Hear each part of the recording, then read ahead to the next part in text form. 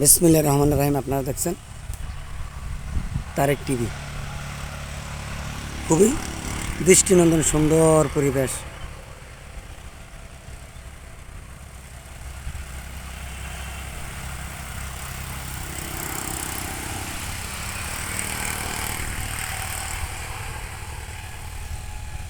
বানিয়াচং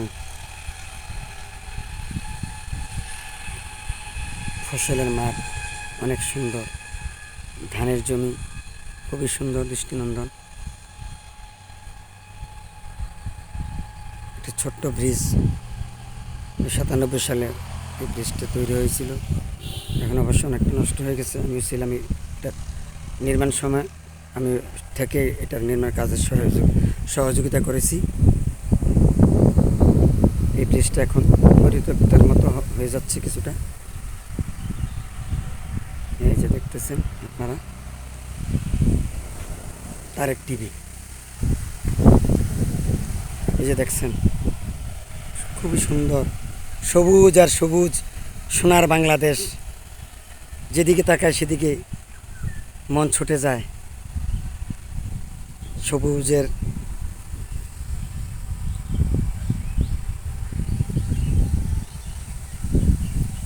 সোনালি ফসলের মাঠে মন জুড়িয়ে যায়।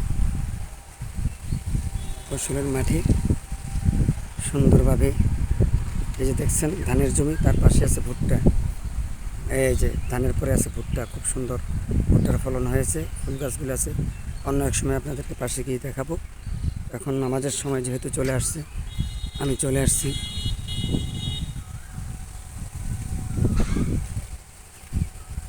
আমি আমার বাড়ির কাছাকাছি চলে আসছি অবশ্য, আর বেশি দূর নাই।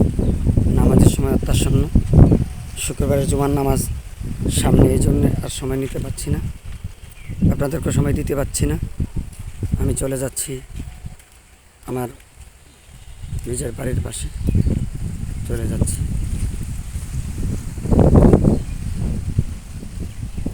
আপনারা দেখছেন তারেক টিভি। ফসল দেখলাম আপনাদের প্রাণ জুড়িয়ে যাবে, এত সুন্দর ফসল হয়েছে, ভালো ফসল হয়েছে। মাশাল্লাহ মাশাল্লাহ বানিয়াচং এবার পাম্পার ফলন হয়েছে, পাম্পার ফলন,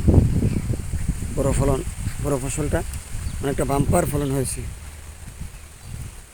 সুন্দর সঠিকভাবে যদি বাড়িতে নেওয়া যায় ধানগুলি কেটে, তাহলে বানিয়াচংয়ের কৃষকরা যারা কৃষিকাজে জড়িত তাদের অনেক ভালো হবে।